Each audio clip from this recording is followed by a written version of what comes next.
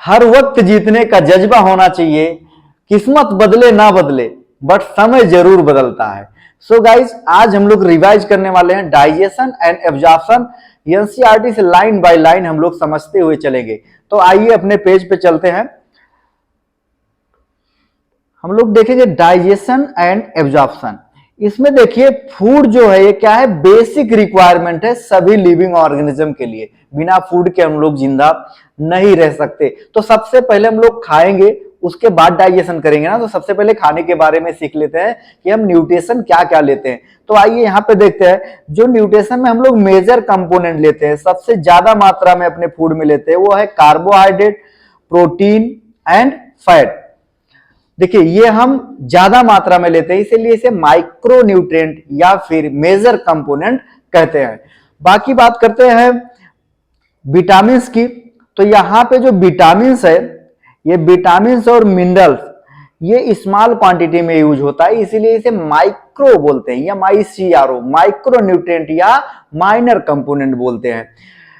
ये जो फूड है हमें एनर्जी देता है, और इस एनर्जी से जो है ग्रोथ होगा और बॉडी में क्या होगी, टिश्यू में रिपेयरिंग होगी। अगर हमें चोट लग जाती है, कहीं पे नया सेल बनता है, तो कैसे बनता है, उसी न्यूट्रिशन की वजह से।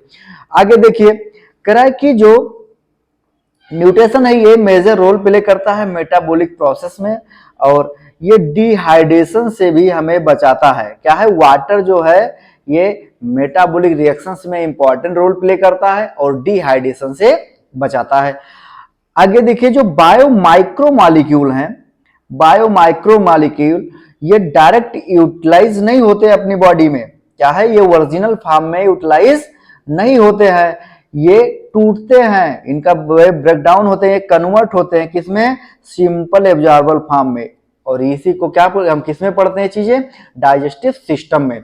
तो देखिए क्या है डाइजेशन का डिफिनेशन आप देख सकते हैं, this process of conversion of complex food substance to simple absorbable form is called digestion। ठीक है, तो डाइजेशन का डिफिनेशन ये अगर 12th क्लास में आप हैं तो रट लीजिएगा, और नहीं तो ये डाइजेशन का जो है जो भी डिफिनेशन है आपको पता होना चाहिए कि the process of conversion of large food particle to small particle are absorbable form is called digestion. आइए आगे देखते हैं। जो डाइजेशन है ये दो प्रोसेस होता है, एक mechanical process and physiological process या फिजियोकेमिकल प्रोसेस। क्या है, देखो यहां पे कह रहा है कि जो डाइजेस्टिव सिस्टम है ये मैकेनिकल प्रोसेस, यानी कि हम अपने दांतों से तोड़ते हैं फूड को, तो ये क्या कहलाएगा, मैकेनिकल प्रोसेस कहलाएगा। और जब एंजाइम से फूड टूटता है तो कीमो क्या कहते हैं, केमिकल तोड़ता है, तो उसे क्या बोलोगे, बायोकेमिकल बोलोगे। क्या बोलोगे, बायोकेमिकल मेथड, बायोकेमिकल मेथड से टूटता है। देखिए अब डाइजेशन में हम लोग जब पढ़ेंगे तो इसमें देखा जाएगा, सबसे पहले बात करते हैं डाइजेस्टिव सिस्टम की। तो देखिए डाइजेस्टिव सिस्टम में हम लोग देखते हैं कि डाइजेस्टिव सिस्टम में दो चीजें पढ़नी होती है, एक तो एलिमेंट्री कैनाल और दूसरा एसोसिएटेड ग्लैंड। उनसे लगे हुए सारे ग्लैंड के बारे में जानेंगे। तो आइए सबसे पहले एलिमेंट्री कैनाल की बात करते हैं। तो इन जनरल हम लोग एलिमेंट्री कैनाल अगर देख ले तो एलिमेंट्री कैनाल में सबसे पहले आता है माउथ।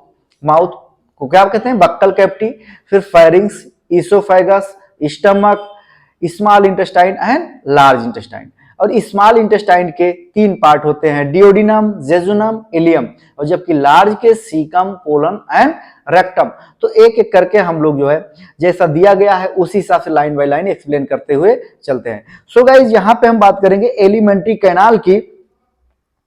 तो जो एलिमेंट्री कैनाल है ये एंटीरियर ओपनिंग को हम लोग माउथ कहते हैं, क्या है, माउथ बोलेंगे, और पोस्टीरियर ओपनिंग को एनस कहते हैं।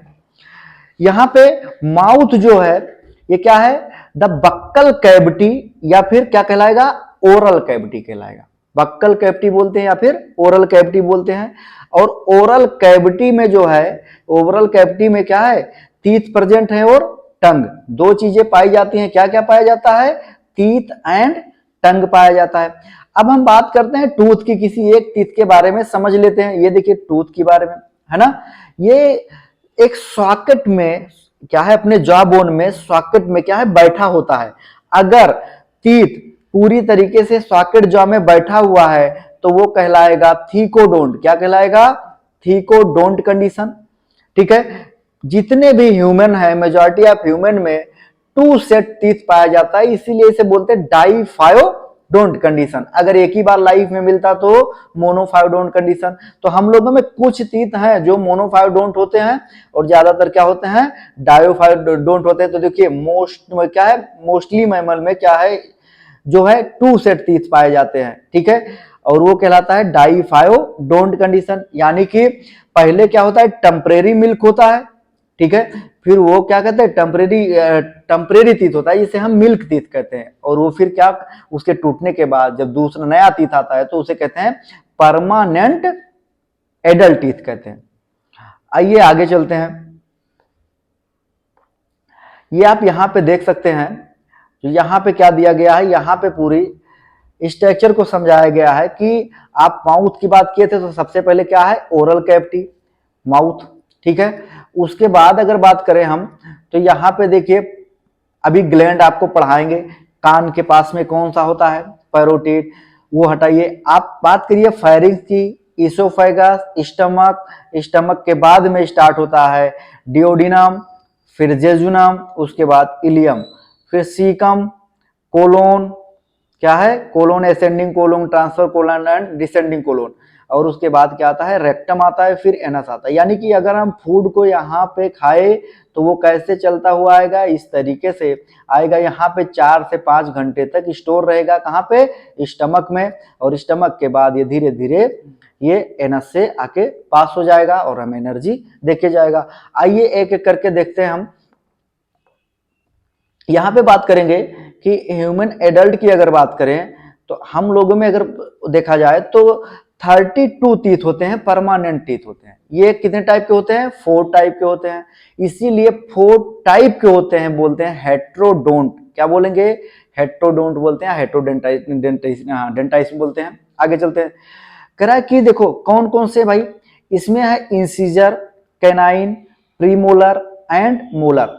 ठीक है, incisor, canine, premolar and molar. अगर नंबर में याद करना है तो याद कर सकते हो, इसका नंबर होता है 8, ये होता है 4, ये होता है 8 और ये होता है 12। ओवरऑल कितना हो गया, 32 हो गया। ठीक है, आगे चलते हैं। देखिए अगर फार्मूला आपको याद करना है किसका, एडल्ट के टीथ का फार्मूला अगर देखना है तो आप ऐसे याद करोगे, ये 21 23 21 23 है। ठीक है, ये क्या है, ये याद होना चाहिए। और सबसे पहले अगर डेंटल फार्मूला देखोगे तो ये होता है upper half jaw, upper half jaw upon lower half jaw, lower half jaw multiply by 2। तो इस तरीके से आप इसे याद कर सकते हैं। जैसे कि यहाँ पे आप देख सकते हैं कि जो दिया गया क्या है टीथ का, इसमें देखा गया कि half upper jaw and half lower jaw. ठीक है, और मल्टीप्लाई कर देते हैं 2 से तो आ जाता है 32 के राउंड आ जाएगा। आगे देखिए, यहां पे बात करें जो मैस्टिकेशन फूड का होता है उसमें टंग जो है ये बहुत इंपॉर्टेंट रोल प्ले करता है, और टंग जो है फ्रीली मूवेबल होता है। ठीक है, ये फ्रीली क्या है, फ्रीली मूवेबल मस्कुलर ऑर्गन है जो कि हमारे ओरल कैविटी के फ्लोर पे जो है ये जुड़ा होता है फेरेनुलम के द्वारा। क्या कार्ड लाइक स्ट्रक्चर होता है फेरेनुलम, और जिस बोन से जुड़ा होता है उस बोन को कहते हैं हायोड बोन। तो आइए आगे देखते हैं क्या है हायोड बोन। और टंग के ऊपर स्मॉल स्मॉल जो है पैपली पाई जाती हैं। क्या पाई जाती हैं, सेंसरी ऑर्गन, जिसे हम क्या कहते हैं, पैपली कहते हैं। ये होते हैं 4 टाइप के, लेकिन ह्यूमन के केस में फोलेट पैपली अब्सेंट होता है। तो हम लोगों में क्या पाया जाएगा, फिलीफॉर्म, वायलेट पैपली, और कौन सा पाया जाएगा, फंगी फार्म पैपली। तो इस 3 पैपली हम लोगों में पाया जाएगा, पर एनसीईआरटी में उनका नाम नहीं दिया गया है। बट आप अगर क्वेश्चंस लगाओगे या अदर बुक पढ़ोगे तो आपको ये मिलेगा। आइए आगे चलते हैं। कह रहा है कि जो हमारा माउथ है ओपन होता है फायरिंग्स पर, फायरिंग्स बहुत छोटा सा है। ठीक है, यानी कि शॉर्ट पैसेज है। ठीक है, और ये इसी को कॉमन पैसेज कहते हैं। कॉमन पैसेज इसलिए कहते हैं क्योंकि यहाँ पे फूड और ईयर क्या है, ये फूड और ईयर दोनों पास होते हैं, इसलिए कॉमन पैसेज कहलाता है। क्या कहलाएगा, कॉमन पैसेज। इसके नीचे जुड़ा होता है ईसोफेगस। ईसोफेगस जो है ट्रेकिया के पैरेलल नीचे की तरफ जाता है, जबकि दोनों की ओपनिंग किस में होती है, फेरिंग्स में होती है। देखिए ट्रेकियल ओपनिंग को हम बोलते हैं ग्लोटिस, और जबकि इसोफेगस की ओपनिंग को गल्ट बोलते हैं। ठीक है, क्या बोलोगे, गल्ट बोलोगे। देखिए जो फेरिंग्स की ओपनिंग है उसके ऊपर कार्टिलेजिनस कवरिंग लगी होती है, कार्टिलेजिनस कवरिंग लगी, उसे बोलते हैं इपिग्लॉटिस। ठीक है, जो कि फूड को रोकता है कि ये विंड पाइप में फूड ना जाने पाए। जब हम फूड को निगलते हैं तो वो अपने ट्रेकिया में ना जाने को पाए, इसलिए वहां पे कवरिंग पाई जाती है कुछ इस तरीके से कवरिंग होती है, जो कि जरूरत पड़ने पे ओपन होती है फिर बंद हो जाती है। यानी कि किसकी बनी होती है, वो कार्टिलेज की बनी होती है। आइए आगे चलते भाई। कह रहा ईसोफेगस जो है ये लॉन्ग थिन है और ये लॉन्ग ट्यूब लाइक है। क्या है, ट्यूब लाइक है। ठीक है, और ये हमारे नेक से स्टार्ट होता है, थोरेक्स पार्ट में जाता है। ठीक है, डायाफ्राम के पीछे जे शेप स्ट्रक्चर का हमारा बैग लाइक स्ट्रक्चर होता है, जिसे स्टमक कहते हैं। क्या बोलोगे, स्टमक बोलोगे। बैग लाइक स्ट्रक्चर होता है, जे शेप का होता है। आइए आगे चलते हैं हम लोग।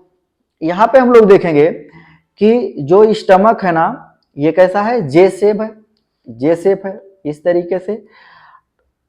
उसके बाद देखेंगे जो इस पे मस्कुलर स्फिंक्टर पाया जाता है। देखिए ईसोफेगस और गैस्ट्रिक ग्लैंड के बीच स्फिंक्टर है, तो उसे बोलेंगे गैस्ट्रो ईसोफेरेंजियल स्फिंक्टर बोलेंगे, गैस्ट्रो ईसोफेरेंजियल स्फिंक्टर बोलते हैं। ये वन साइडेड होता है। जैसे मान लिया एक तरफ ऐसे ओपन है तो ये बंद हो जाएगा, पर दूसरी तरफ ओपन नहीं हो सकता इस तरीके से। तो जो फूड हम खाते हैं वो आसानी से अंदर चला तो जाता है, बट वो बैक नहीं हो पाता। कभी कभी सम केस में बैक होता है, जब ये वाल्व क्या करते हैं, काम करना बंद कर देते हैं। कभी कभी वोमिटिंग होने के होते टाइम पे ये वाल्व जो है लूज हो जाते हैं। आगे देखिए यहां पे opening of oesophagus into stomach. Oesophagus किसमें ओपन होता है, स्टमक में। उसी बीच में क्या पाया जाता है, ये उसी जॉइंट पे पाया जाता है ईसोफेरेंजियल, क्या, गैस्ट्रो ईसोफेरेंजियल स्फिंक्टर या वाल्व बोलेंगे। आगे देखिए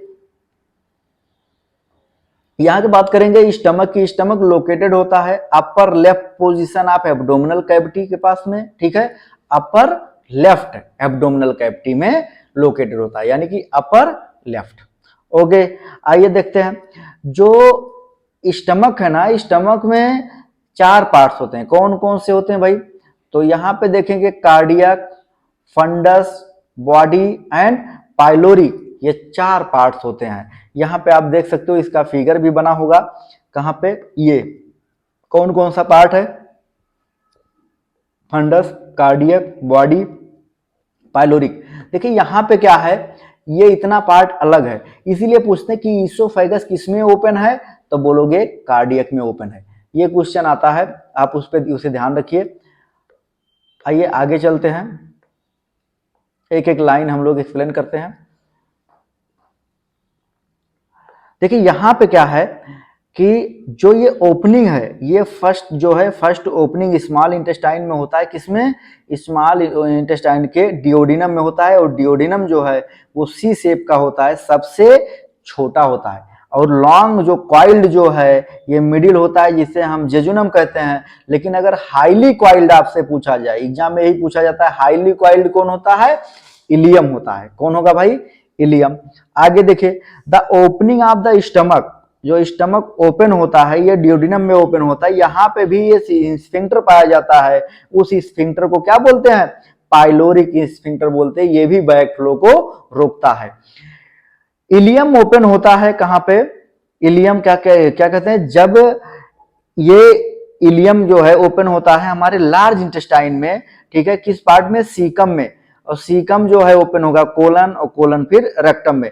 तो सीकम जब हमारे इलियम से अटैच होता है तो वहां पे एक स्मॉल ब्लेंड लाइक स्ट्रक्चर बनता है। क्या बनता है, ब्लेंड सैक बनता है। वहां पे माइक्रोब्स पाए जाते हैं, उसे कहते हैं बर्मीफॉर्म अपेंडिक्स बोलते हैं, बर्मीफॉर्म अपेंडिक्स बोलते हैं। ये दिया गया बर्मीफॉर्म अपेंडिक्स। कभी कभी अपेंडिक्स दर्द करने लगता है तो अपेंडिक्स को क्या करते हैं, सर्जरी करवा के निकलवा देते हैं। देखिए कि क्या करा है, फिंगर लाइक प्रोजेक्शन होते हैं जहां पे माइक्रो ऑर्गेनिज्म पाए जाते हैं, सिम्बायोटिक एसोसिएशन में होता है। हम लोगों से फूड तो लेते हैं लेकिन पार्सली भोजन को डाइजेस्ट भी करते हैं। क्या है, पार्सली फूड को डाइजेशन में हेल्प करते हैं। देखिए यहाँ पे कह रहा है कि इसी को हम वेस्टिजियल ऑर्गन कहते हैं। बर्मी फॉर अपेंडिक्स जो है ये वेस्टिजियल ऑर्गन है। क्या है, वेस्टिजियल ऑर्गन है। ये एराइज होता है सीकम से। आगे देखते हैं,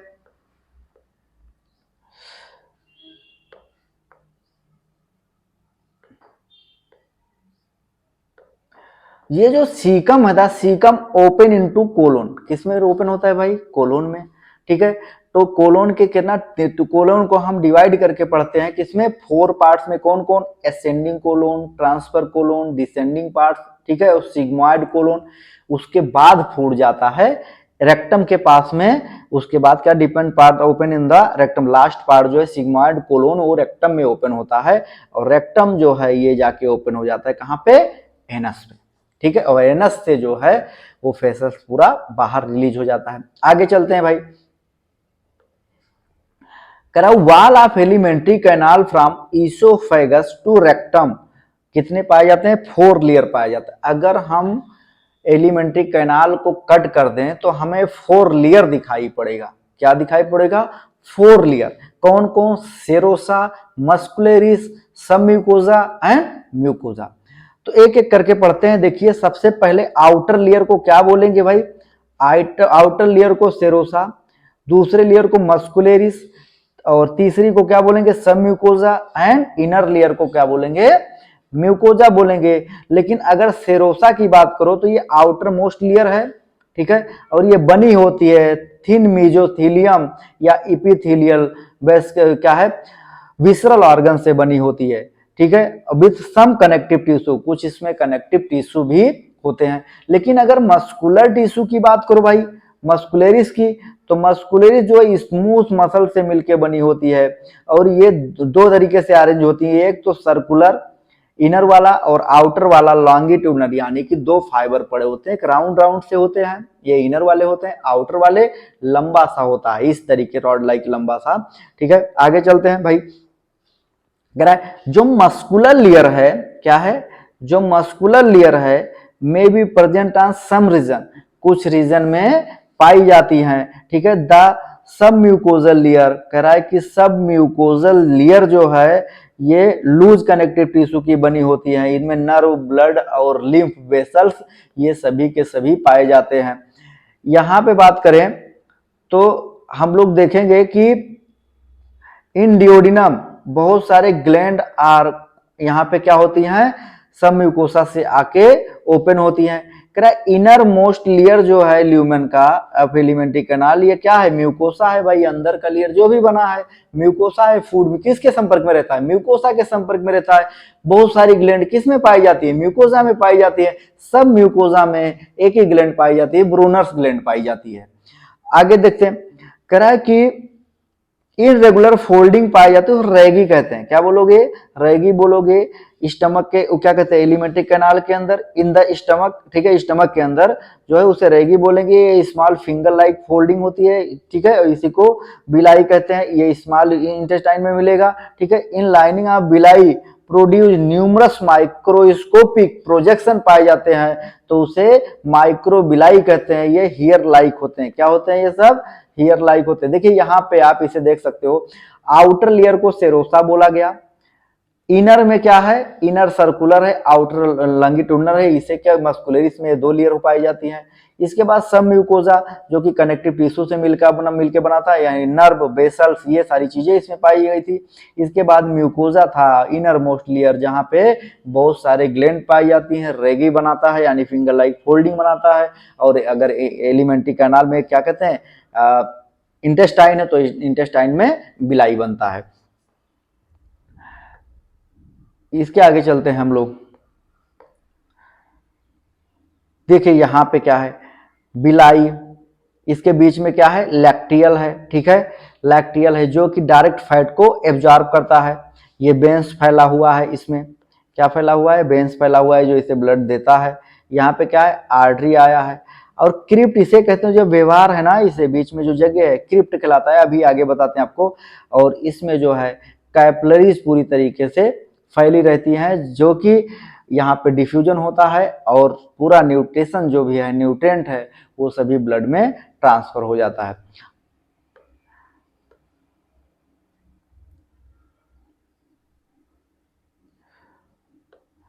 देखिए यहाँ पे प्रोजेक्शन जो होता है वो क्या कहलाएगा, माइक्रोबिलाई, और यही ब्रश बॉर्डर बनाता है, जैसे कपड़ा धुलने वाला ब्रश नहीं होता, कुछ इस तरीके से। उसके बाद देखिए क्या रहा है, इंक्रीज करते हैं ये सरफेस एरिया को। क्या करेंगे, सरफेस एरिया को बिलाई इंक्रीज करते हैं। मैंने बोला था क्या है, बिलाई इंक्रीज करेगा सरफेस एरिया को, किसके अंदर, एलिमेंट्री कैनाल के अंदर, यानी कि इंटेस्टाइन के अंदर, ठीक है। और एल्बुलाई जो है इंक्रीज करता है सरफेस एरिया को लंग्स में, और मेमोरी ग्लैंड में, सरकाई करता है ब्रेन में। तो जहां ये सारे के सारे क्या करते हैं, सरफेस एरिया को इंक्रीज करते हैं। बिलाई की बात करो, देखो villi are supplied with the network of capillaries lymph vessels, ठीक है, कॉल्ड लैक्टियल। ये क्या करते हैं, बिलाई के अंदर लैक्टियल जो है लिम्फ वेसल्स सप्लाई किए रहते हैं, ये पड़े रहते हैं, जिससे फैट आसानी से उसमें एब्जॉर्ब हो जाता है। कह रहा है कि म्यूकोसल, देखिए यहाँ पे mucosal epithelium has goblet cell, इसमें क्या पाया जाता है, गोबलेट सेल पाया जाता है, जो कि म्यूकस का सिक्रीशन करता है। और ये किस में हेल्प करता है, लुब्रिकेशन में हेल्प करता है। आपने फूड खाया, अगर लुब्रिकेशन ना हो, ठीक है, म्यूकस साइड में ना हो, तो वहीं पे चिपक जाए दीवार से और वो आगे नहीं बढ़ सकता। इसलिए क्या पाया जाता है, म्यूकस पाया जाता है, जो लुब्रिकेट करता है हमारे एलिमेंट्री कैनाल को। क्या करता है, लुब्रिकेट करता है हमारे फूड पार्टिकल को, और वो चिपकने नहीं देता, आसानी से आगे पास हो जाता है। यहाँ पे बात करेंगे हम म्यूकस की, तो देखिए mucus also formed gland in the stomach. कहाँ पे पाए, म्यूकोसा आल्सो फॉर्म, क्या है, forms gland in the stomach. Stomach में कौन सा ग्लैंड पाया जाता है भाई, मैंने बताया था नेक सेल। वो क्या करता है, म्यूकस सिक्रीट करता है, ठीक है। करा देखो, क्रिप्ट बिटवीन बेस ऑफ बिलाई, दो बिलाई के बीच में जो जगह होता है उसे क्या कहते हैं, क्रिप्ट या लीवर कुहन कहते हैं। जैसे कि दो ईंटों को जब जोड़ दो ना, उनके बीच में जो व्यवहार होता है वो क्या है, वही क्रिप्ट कहलाएगा। और क्रिप्ट में जो है यहाँ पे बहुत सारे ग्लैंड होते हैं जो कि एंजाइम का सिक्रीशन करते हैं। जैसे ऑल द फोर लेयर जो मॉडिफाइड होते हैं वो different part of alimentary canal, ठीक है। ये जो लेयर है पूरे पार्ट में जो है फैले होते हैं, माउथ से लेके और एनस तक जितना एलिमेंट्री कैनाल है वो सभी फोर लेयर से मिलके बनी होती है। जबकि स्टमक में एक एक्स्ट्रा लेयर पाया जाता है जिसे ऑब्लिक लेयर कहते हैं, क्योंकि वहां बैग लाइक स्ट्रक्चर है, फोल्डिंग है, क्या कहते हैं, वो स्वेल कर गया, उतना फूला हुआ पार्ट है, तो उसे मजबूती ज्यादा चाहिए, इसीलिए वहां पे ऑब्लिक लेयर पाया जाता है, एक एक्स्ट्रा लेयर पाया जाता है, ऑब्लिक लेयर कहते हैं। ये सब म्यूकोसा के ऊपर होता है, मस्कुलरिस के नीचे होता है।